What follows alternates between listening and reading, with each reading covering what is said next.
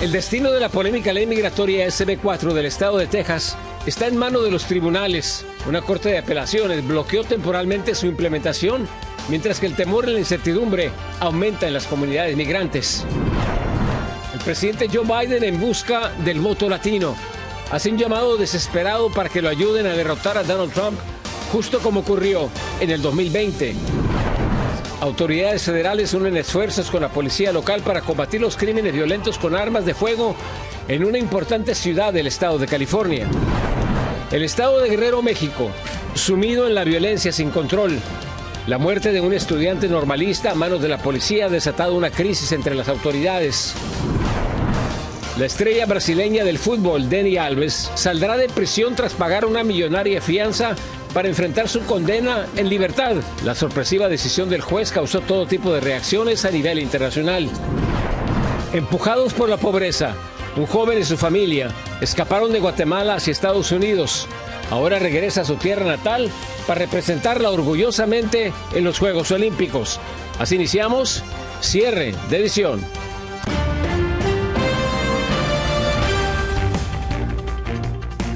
Muy buenas noches, bienvenidos a su noticiero nacional cierre de edición. Les informa José Armando Ronstadt. Iniciamos con lo siguiente. La controvertida ley SB4 de Texas sigue pasando de corte en corte. Nuevamente, después de tener luz verde para ser implementada, fue bloqueada temporalmente por el Tribunal de Apelaciones del Quinto Circuito. Esto mientras continúa la batalla legal por el control fronterizo entre el gobierno de Texas y la administración del presidente Joe Biden. Dayanis López nos tiene más información. La noche del martes, a pocas horas de que la Corte Suprema dictaminó que podría entrar en vigor la ley SB4, ya que el caso no había tenido una determinación en la Corte de Apelaciones, por lo que fue rebotada al Tribunal de Apelaciones del Quinto Circuito, donde los magistrados federales tuvieron que ordenar un bloqueo temporal de esta controversial medida. Los argumentos se celebraron esta mañana para considerar una vez más solo la parte del interdicto. Esta no es la impugnación o la pelea o el juicio como tal. Y precisamente esta mañana la presidenta del tribunal, Priscilla Richmond, cuestionó cómo se implementaría esta ley, incluyendo cómo respondería Texas si las autoridades federales no cooperan con la orden de un juez estatal de deportar a alguien. Pero entonces hablaron y dieron varios ejemplos de, por ejemplo, si Texas agarra a una persona y la lleva al puerto de entrada para salir y la persona se presenta con la patrulla fronteriza y vuelve y entra y decide el gobierno soltarla dentro de los Estados Unidos, ¿qué haría Texas? Y el abogado de Texas dice, pues lo arrestaríamos de nuevo y lo llevaríamos al puente de nuevo. Eso no hacía ningún sentido. Ese abogado también dijo que no estaba seguro porque no había surgido el problema antes. De acuerdo al abogado Raed González, esto demuestra que incluso dentro del gobierno tejano existe confusión y falta de información en cómo se implementará la medida. El abogado de Texas entonces dijo, bueno, si ustedes encuentran que partes de la ley tienen que ser enmendadas o que puedan ser encontradas inconstitucionales, pues enmiéndenlo, pero permitan las otras. Mientras tanto, el gobernador Greg Abbott reaccionó a esta decisión de último minuto. But even without SB4, Texas has the legal authority to arrest people coming across the razor wire barriers on our border, and we will continue to use our arrest authority and arrest people coming across the border illegally. Ahora bien, en los próximos días, la Corte de Apelaciones tiene que decidir si modificando ciertas partes de la ley que no se sobrepone a los mandatos federales en materia migratoria podría permitir su aplicación. Así que la ley SB4 seguirá suspendida en forma indeterminada hasta que el Quinto Circuito tome una decisión, la cual se espera más tardar a los primeros días de abril, ya sea permitir su aplicación integral o parcial, pero también podría bloquearla. Dayanis López, Noticias Estrella TV. Y mientras los tribunales deciden si continúa en vigor o no la ley SB4, las autoridades estatales y locales tejanas se encuentran preocupadas ante el desconocimiento prácticamente de los alcances y las atribuciones que tendrán las agencias del orden para poder implementar esta polémica ley. Vamos a Mission, Texas. Nuestra corresponsal Reina Luna nos tiene el siguiente reportaje. Confusión y temor es lo que la SB4 está creando en la frontera de Texas, incluidos los policías que no saben qué harán. En menos de 36 horas, la ley siguió en pausa, entró en vigor unas horas. El gobernador Greg Abbott cantaba victoria cuando volvió a ponerse en pausa por la Corte de Distrito de Luisiana. Los policías municipales de precinto y de condado en la frontera no tienen la menor idea de cómo van a funcionar. Que no se les habían dado ni instrucciones de qué iban a hacer o no tienen los recursos para poder llevarla a cabo. Con décadas de experiencia policíaca en la frontera, actual investigador de condado, el republicano Jimmy Manrique busca ser sheriff del condado Cameron y de entrada no augura nada positivo a la SB4. Aumentar nuestra responsabilidad para cubrir esta nueva ley va a ser mucho. Y si yo soy el sheriff, ¿dónde los voy a poner? Tal vez la propuesta del sheriff del condado Chambers, Brian Hawthorne, en el sentido de establecer una guía federal para los sheriffs fronterizos a fin de que aprendan a conducirse en la cuestión de detenciones a inmigrantes, sea en este momento lo necesario. Está abriendo un camino a intimidación a todo residente en Texas, pero también poniendo en una situación muy difícil los departamentos de policía.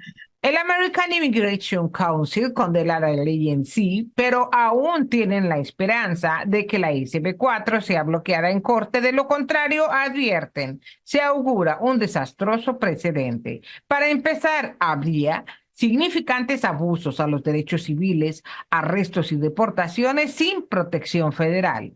La comunidad también está muy consternada en qué va a suceder. ¿Van a separar familias o van a ser arrestados simplemente porque no tienen documentos? Por ahora, en la frontera, donde el 95% es de origen hispano, se vive una tensa calma. No se sabe qué va a pasar. Reina Luna, Noticias Estrella TV.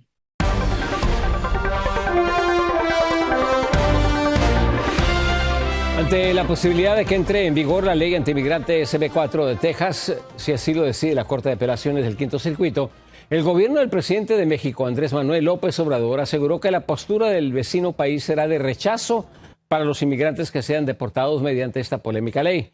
López Obrador dijo que no se van a quedar de brazos cruzados frente a las políticas del gobernador tejano Greg Abbott. Desde luego estamos en contra de esta ley draconiana, completamente opuesta, contraria a los derechos humanos. Ahora el temor es que la posible entrada en vigor de la ley genere también asperezas entre el gobierno mexicano y el gobierno de Estados Unidos, quienes durante meses han tratado de manejar la crisis migratoria en ambos países. Y para ampliar más sobre la postura del gobierno de México ante una posible deportación masiva de migrantes debido a esta ley SB4, esta noche en Frente a Frente nos acompaña el doctor Tonatiuh Guillén, profesor de Estudio y Desarrollo de la UNAM y excomisionado del Instituto Nacional de Migración de la República Mexicana. Doctor, gracias por acompañarnos. Muy buenas noches. ¿Qué tal, José Armando? Muy buenas noches y gracias por la invitación. ¿Cuál es su reacción a toda esta polémica, lo que está haciendo Estados Unidos y las declaraciones del presidente mexicano?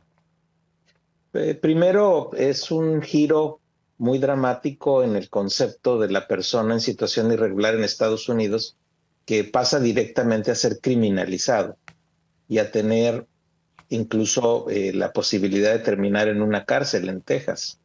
Ese es un giro muy radical de carácter jurídico. Evidentemente implica violaciones muy graves a derechos humanos, sobre todo tratándose de personas refugiados.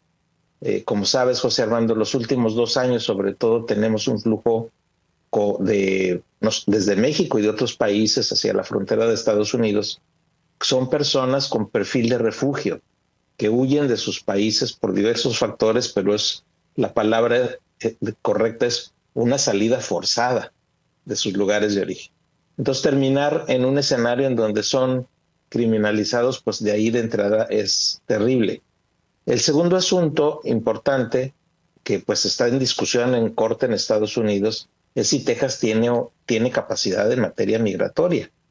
Yo creo que esa disputa va a continuar, pero en mi opinión tenderá a la ratificación del rol del gobierno federal en la materia, y si no, pues el riesgo sería tener políticas migratorias en cada estado y un desorden, un descontrol de la movilidad humana en las fronteras. Y el tercero, que es también muy importante, es que México no le va a reconocer a Texas capacidad en la materia. O sea, la relación bilateral en cuestiones migratorias se hace con el gobierno de los Estados Unidos, con el gobierno federal, no con el gobierno, con algún gobierno local, como en este caso sería Texas. Entonces no hay posibilidad de que en algún momento México estuviera dispuesto a tener un arreglo con Texas y luego un arreglo con el gobierno de los Estados Unidos, por la razón de que no es un país, no se reconoce dentro del marco de la relación bilateral. Entonces hasta ahí, José Armando, la discusión pues está entrampada en la parte jurídica, pero reitero, el punto central es la situación tan cruda que tiene esta población y que es susceptible de violación de derechos a cada rato. Y además no solo esta población, la que llega a la frontera o cruza Texas, sino también la propia población hispana, en especial en Texas, que puede ser objeto de un perfilamiento racial, de algún maltrato por lo menos de alguna autoridad policial, y que también implica violaciones de derechos importantes. Doctor, cuando el presidente mexicano dice de que no van a aceptar que nadie sea deportado, ¿cómo puede prevenirlo? Es un punto crítico. Yo creo que el primer punto es de carácter jurídico. México puede tener una declaratoria muy explícita de que es un acto ilegal para el Estado mexicano. Eso habría que ver cómo se establece, pero no hay un mecanismo formal para que México reciba a estas personas. Segundo asunto, y yo creo que sería el extremo, sería del todo inconveniente, pero está en las posibilidades de tener filtros. O sea, ¿cómo Texas va a regresar a alguien si no pasa por un puente fronterizo? Entonces ahí México tendría que tener filtros, pero si tiene filtros genera una situación de tensión fronteriza. Y entonces el problema va a empezar a ampliarse porque se puede afectar la movilidad legal y regular de las personas en la frontera. Y si esto avanza en ese tono, puede haber otros deterioros, como ya ha ocurrido, que Texas pone obstáculos a la movilidad de transportes de carga o parecidos y genera tensiones adicionales. Entonces mi expectativa, y espero que nunca ocurra, es de que de esta problemática se puede ir pasando o se pueden ir sumando otras que terminen afectando no solo derechos, sino la vida fronteriza.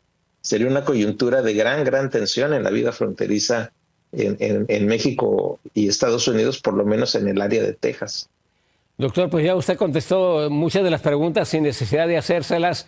Me queda claro, ¿no?, que es una crisis de refugiados, no es una crisis migratoria, por lo que usted ha expresado. Le agradecemos su tiempo, doctor. Muchísimas gracias. Un gran gusto saludarles. Muy buena tarde.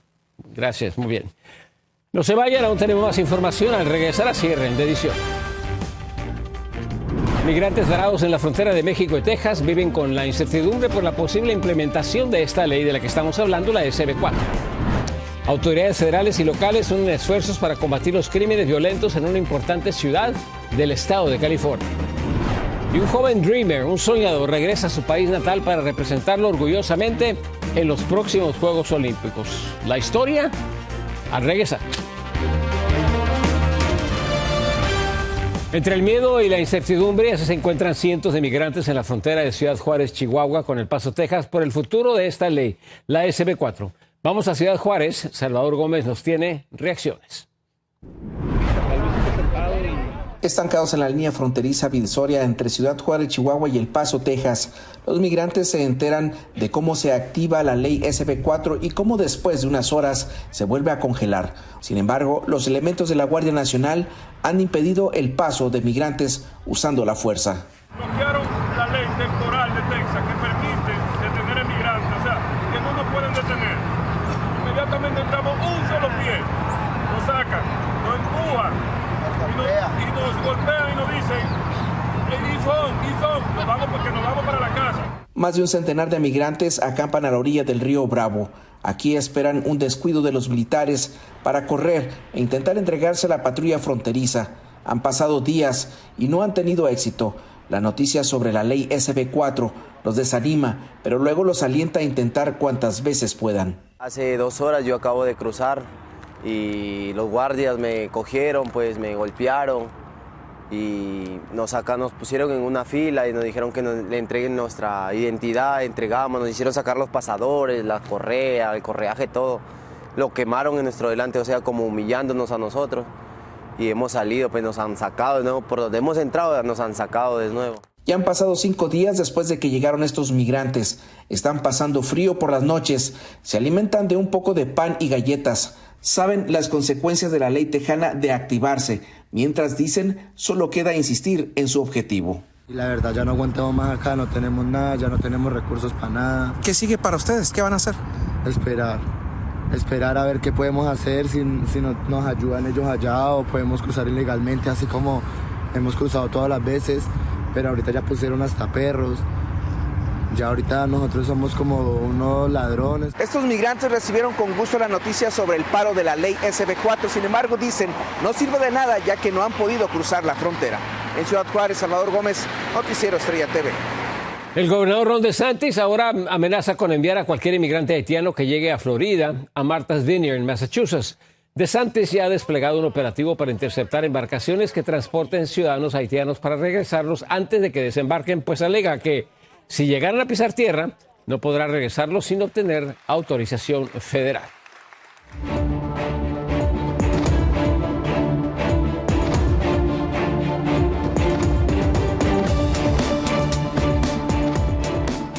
Este miércoles en el estado de Arizona, el presidente Joe Biden hizo un llamado a los votantes latinos para pedirles que lo ayuden nuevamente a ganarle al exmandatario Donald Trump en las urnas, tal como ocurrió en el 2020.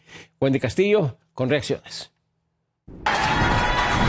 El presidente Joe Biden no se anduvo con rodeos y durante su visita en Arizona, un estado clave que gana protagonismo decisivo, se dirigió a los votantes latinos. Need the help. Kamala and I desperately need your help because look, there's only about 6 or 7 states that are going to determine the outcome of this election. There are toss-up states. This is one of them. En el acto partidario remarcó que los votantes hispanos fueron fundamentales en las elecciones de 2020, cuando venció a Donald Trump por estrecho margen en Arizona y Nevada, y las encuestas indican que la votación en estos estados indecisos será reñida este año. Ahora bien, el desafío principal de Biden es lograr que todos los votantes latinos conozcan el progreso económico y social que ha logrado su administración. Biden también buscó diferenciarse de Trump al enfatizar una vez más la agresividad de su rival con respecto a los hispanos. In 2016, he called Latinos criminal, drug dealers, and rapists when he came down that escalator. Now he says immigrants are poisoning the blood of our country. What the hell is he talking about?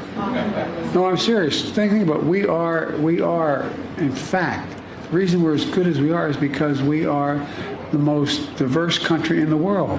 Biden inició una visita de 3 días a Nevada, Arizona y Texas. Su apelación a los hispanos coincide con el lanzamiento de la campaña Latinos con Biden-Harris, una ofensiva publicitaria de la Casa Blanca que incluye anuncios de campaña en inglés y español. Wendy Castillo, Noticias, Estrella TV. Mientras tanto, el expresidente Donald Trump expresó su apoyo para una prohibición nacional del aborto después de las 15 semanas de embarazo. Trump dijo que apoya la medida justo antes de afirmar que esa decisión debería dejarse a los estados. En respuesta al exmandatario, la campaña del presidente Joe Biden compartió la declaración de una mujer que está demandando al estado de Texas por poner en riesgo su vida luego de haberle negado un aborto a las 18 semanas. Y este miércoles, un panel de la Cámara de Representantes llevó a cabo una audiencia en su investigación del juicio político en contra del presidente Joe Biden. Esta vez llamaron a 2 de los socios comerciales del hijo del presidente Hunter Biden. Se trata de Tony Bobulinski y Jason Galanis, mientras que Hunter y otro socio comercial se negaron a comparecer. Y con penas de hasta 40 años de cárcel, la Operación Ciudades Seguras, implementada por agencias federales y locales en la ciudad de Los Ángeles, California, busca procesar a cualquier criminal que utilice armas de fuego para cometer sus delitos. Viviana Cerrade nos explica en qué consiste este operativo.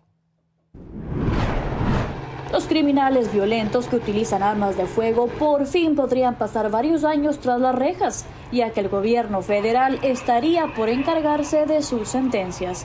Durante una conferencia de prensa, el fiscal general de Estados Unidos con base en Los Ángeles, Martín Estrada, en conjunto con el FBI, la Oficina de Alcohol, Tabaco y Armas de Fuego, más la agencia del sheriff del condado de Los Ángeles, Ventura, y la policía de la ciudad de Los Ángeles, estarán involucrados en investigaciones y casos para la Fiscalía Federal. This increase in violent gun crime is unacceptable.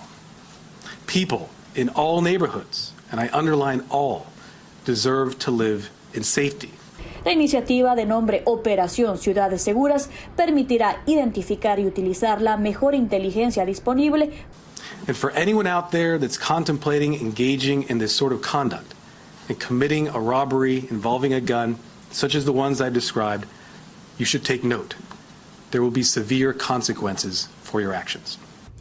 Por su parte, el alguacil del condado de Los Ángeles, Robert Luner, recalcó que han visto cifras impresionantes de este último año y que con la ayuda del gobierno federal lograrán que estos números bajen. We currently have over 26 deputies assigned to federal task forces who are sworn in as federal agents, assigned with various FBI task forces, ATF, and so on.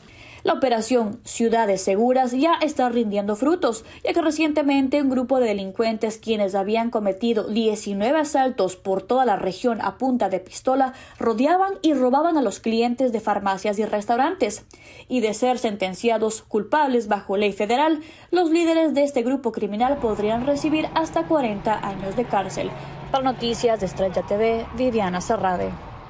En otra información, un pastor hispano en el estado de California contrató sicarios para matar al novio de su hija. La policía de Riverside declaró que Samuel Pasillas, a quien ve en pantalla, un pastor de la ciudad de Victorville, ha sido acusado de ofrecer casi $40,000 a sicarios para cometer el crimen.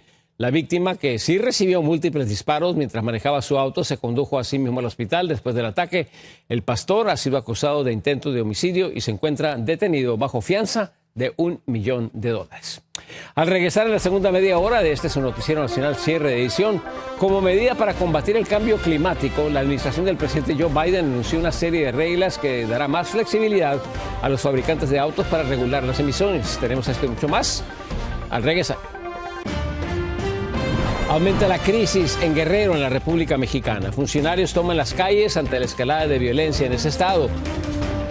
Y el futbolista brasileño Dani Alves está a punto de volver a la libertad pagando una fianza millonaria. Y han arrestado a una pareja por descuidar a sus hijos en Florida. Los detalles de lo ocurrido al regresar. Este miércoles, la administración del presidente Joe Biden anunció cambios significativos en las regulaciones de emisiones vehiculares. Todo esto con el fin de combatir el cambio climático. María Teresa Sarabia nos explica cuáles serán las nuevas reglas. Con el objetivo de disminuir las emisiones de carbono y efecto invernadero, la administración del presidente Joe Biden presentó una de sus más fuertes y significativas propuestas que impulsa a que la mitad de vehículos del país sean totalmente eléctricos o híbridos para el 2032, marcando un hito en la lucha contra el calentamiento global. Parece ser que siguen siendo muy costosos y esto de impulsar a los autos eléctricos e híbridos lo que haría es de que bajarían de precio. Por un lado, el cambio tiene un fuerte apoyo por parte de los 3 fabricantes de automóviles de Detroit y del Sindicato de Trabajadores Automotores, quienes temían impactos negativos en los empleos, los sueldos y la competitividad del sector por la pronta llegada de los vehículos eléctricos, ya que la mano de obra para ensamblarlos es más barata. Ahora esto les dará un plazo más amplio para adaptarse hacia la electrificación de los vehículos. Esto lo hace Biden para impulsar a los autos eléctricos e híbridos. Obviamente quiere quedar bien con el votante, vienen en elecciones y quiere verse como alguien que quiere rescatar el planeta. Aunque la propuesta ha sido fuertemente criticada por ecologistas, tras la flexibilidad de las normas de la Agencia de Protección Ambiental, esta apunta a un duro golpe contra el cambio climático, con lo que se espera que para el año 2055 las medidas hayan evitado la emisión de más de 7,000 millones de toneladas de dióxido de carbono. María Teresa Sarabia, Noticias Estrella TV.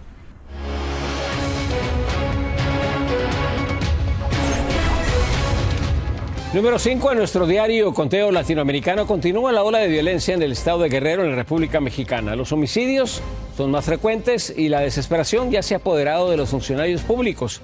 Vamos a la capital mexicana. Víctor Blázquez nos amplía.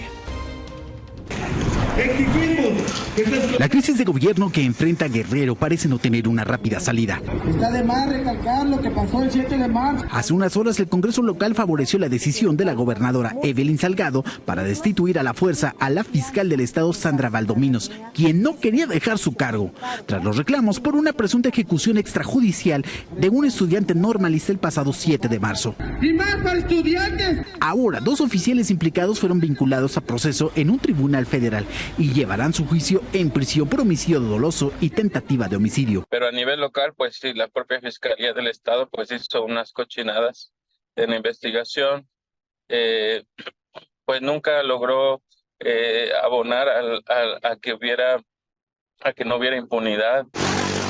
La desesperación también llegó hasta los trabajadores del Poder Judicial local, quienes en un paro de labores pidieron la remoción del personal que dejó Valdominos en la dependencia. Exigimos la salida inmediata de todo el personal militar y civil que fueron contratadas por la ex fiscal, toda vez que son personas prepotentes, groseras. En cifras del Estado, los delitos que ponen a la entidad como uno de los más violentos del país es el homicidio. Muestra de ello, el regidor del municipio de Chilapa, Antonio Crespo, fue ejecutado horas atrás. La situación de ingobernabilidad en el estado de Guerrero es ya insostenible.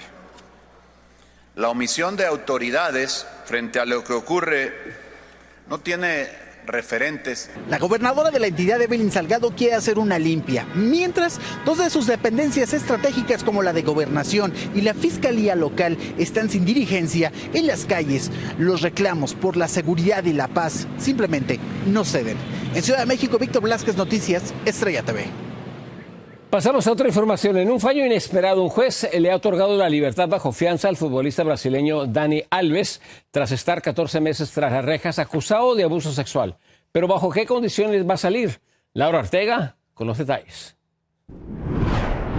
Este miércoles un tribunal español otorgó que el futbolista Dani Alves salga de prisión tras el pago de una millonaria fianza de 1 millón de euros. La fianza se presenta como una medida para permitir a Alves esperar en libertad mientras se resuelven los recursos contra su condena por violación, la cual fue de 4 años y medio de cárcel, de los cuales ya ha pasado 14 meses en prisión preventiva.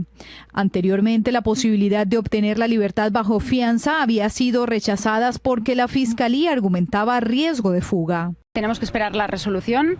En cualquier caso, el señor Alves ha manifestado él mismo que nunca va a huir de la acción de la justicia, que sigue creyendo en la justicia y que esperará hasta que se resuelva el procedimiento. La decisión ha sido criticada por la defensa de la víctima, quien teme que Dani Alves no cumpla con su palabra.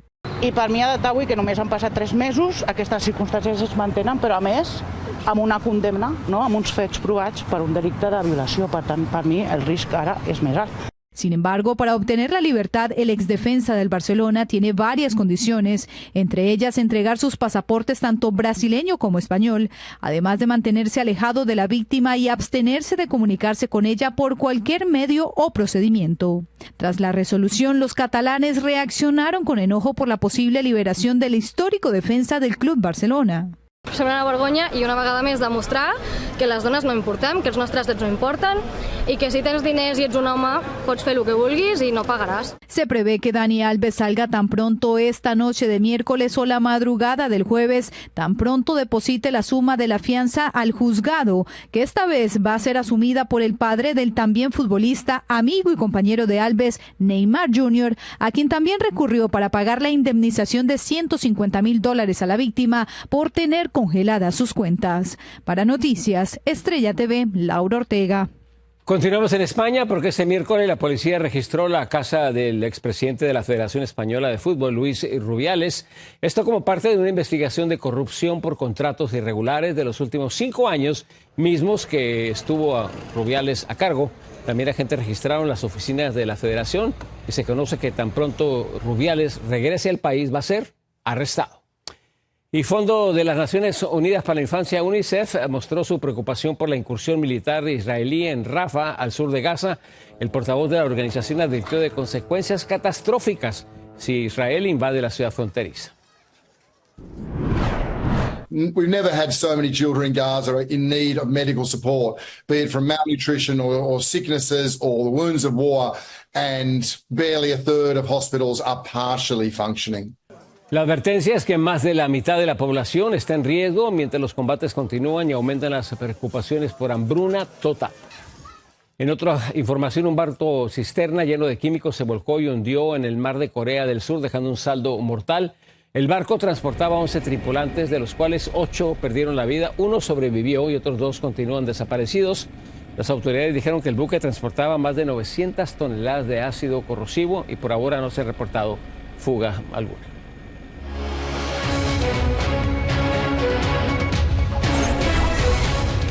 Número 4, en nuestro diario Conteo Latinoamericano. En Venezuela, el gobierno de Nicolás Maduro ejerce presión en contra de la oposición. Este miércoles, el fiscal general anunció órdenes de arrestos contra Magali Meda, ella es la directora de la campaña presidencial de María Corina Machado, y otros 8 miembros de su personal, acusándolos de un complot antigubernamental. El anuncio se produjo luego de que un comité de la ONU argumentara presiones del gobierno de Maduro hacia sus opositores. Al regresar de la pausa tenemos más información. Sigan con nosotros.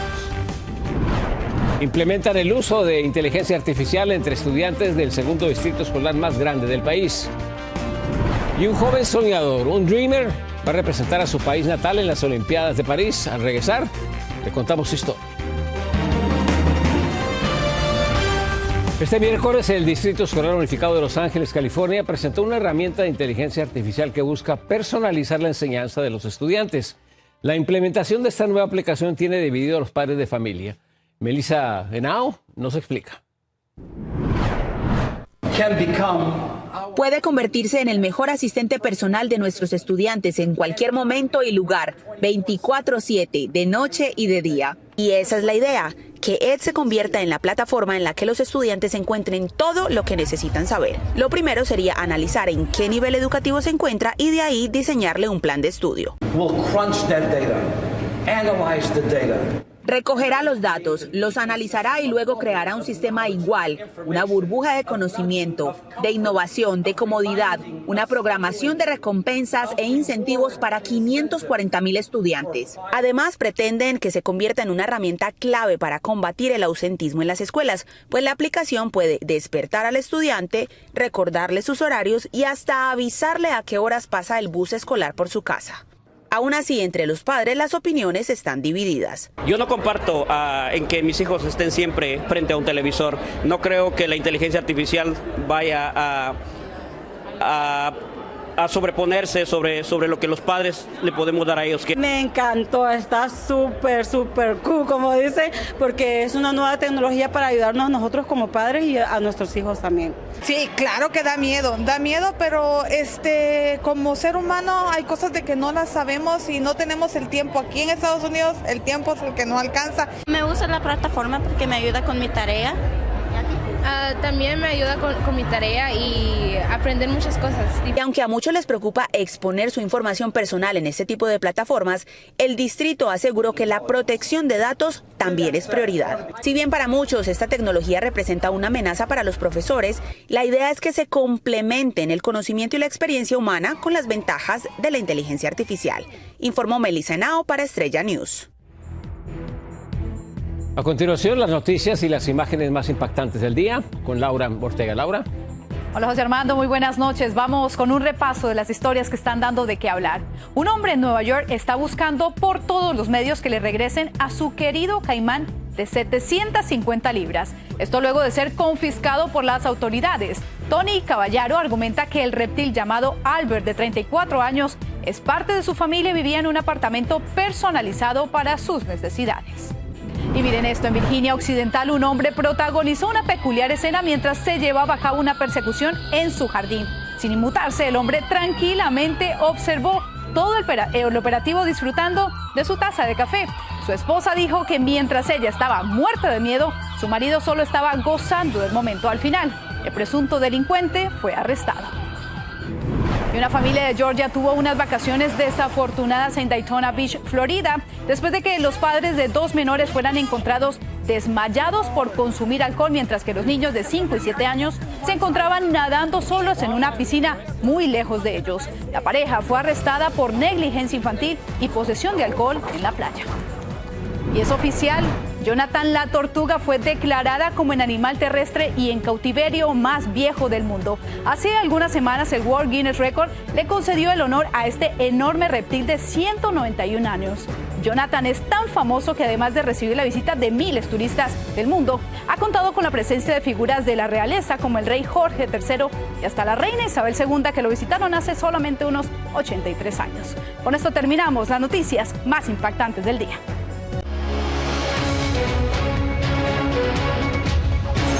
Número 3 en nuestro diario conteo latinoamericano. Argentina alcanza cifras récord en contagios de dengue. Expertos advierten que el país está en camino de batir récords anteriores con más de 120.000 casos registrados. En lo que va de la temporada, 79 personas han fallecido por esta enfermedad transmitida por un mosquito que puede ser mortal. Regresamos con más noticias, más imágenes al regresar. The Dreamer a posible medallista olímpico. Este es el sueño de Luis Grijalva, un joven guatemalteco listo para competir en las próximas Olimpiadas en París. Después de varios años en los Estados Unidos, un dreamer guatemalteco decide regresar a su país de origen después de casi 2 décadas. Todo esto para representarlo en los Juegos Olímpicos. José Flores nos tiene su historia. Luego de 23 años de estar afuera del país, el exitoso atleta Luis Grijalva, quien aspira a ganar una medalla en los próximos Juegos Olímpicos de París en la especialidad de atletismo, retornó a Guatemala luego de cumplir sus metas en el programa Dreamers o Soñadores, por lo que fue recibido como héroe por el mismo presidente de la República, Bernardo Arévalo. Primera vez que estoy aquí en Guatemala. Yo tengo mucha familia. Mi abuelo es mucha familia. Estoy muy contento para ver a ellos. Grijalva migró junto a sus padres en el 2000 y fue incluido en el programa DACA, que fue brindado por el gobierno de Estados Unidos para proteger a más de 600,000 niños que llegaron al país como inmigrantes indocumentados, por lo que paulatinamente fue consolidando su vida en dicho país. Y si yo gano mi own visa, me deja ir afuera de Estados Unidos cuando yo quiero y es más difícil y no necesito un permiso para ir afuera de Estados Unidos y puedo regresar a Guatemala cuando yo quiero. Sí. A pesar de que su padre y su hermano retornaron al país en 2013, Grijalva se quedó en California con apenas 13 años de edad y, gracias a su capacidad atlética, recibió una beca en la Universidad de Arizona, donde empezó a cosechar logros internacionales para luego aceptar participar con Guatemala en los Juegos Olímpicos de Tokio. Los Juegos Olímpicos es la más grande carrera en el mundo y para yo puedo correr para Guatemala en el verano va a ser muy grande para yo también, pero para el país también. Luis Grijalva dijo que su próxima meta es retornar a este país con la medalla olímpica luego de su participación en los Juegos de París. En Guatemala, José Flores, Noticias Estrella TV. Este miércoles fue despedido el intérprete del beisbolista de los Dodgers, Shohei Ohtani, por defraudar a la estrella japonesa con una millonaria suma vinculada a una casa de apuesta ilegal. Ipe Mizuhara, quien también era amigo cercano del beisbolista, quebró las reglas que prohíben a los empleados de los cuales realizan cualquier apuesta deportiva, incluso de manera legal.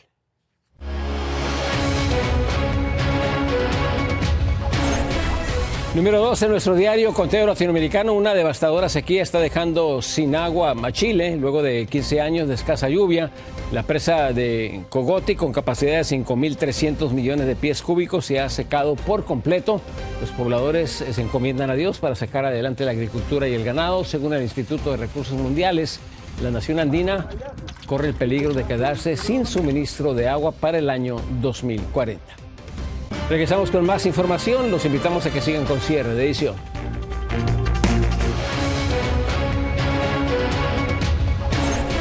Número 1 en nuestro diario Conteo Latinoamericano. En Cuba, bajo las protestas, pero la escasez persiste. Después de que las protestas de los últimos días han disminuido, la gente continúa quejándose de la falta de comida y los cortes de energía, sobre los cuales el gobierno advirtió que van a seguir ocurriendo, pues la generación de electricidad solo puede cubrir 2/3 de la demanda. Y en otra información, han inventado un robot para atrapar la basura acumulada en el espacio. La compañía británica Astroscale demostró lo que espera sea una solución para limpiar el espacio en donde flotan alrededor de 10.000 toneladas de desechos y cerca de 40.000 objetos que congestionan la órbita y causan verdaderos peligros. Esta hábil pinza que usted ve es una pinza robótica, es capaz de afrontar situaciones complicadas para atrapar la basura espacial, regresarla a la Tierra y desintegrarla. Muy buenas noches, gracias por acompañarnos. Los esperamos mañana en cierre de edición. Yo soy José Armando Ronstadt.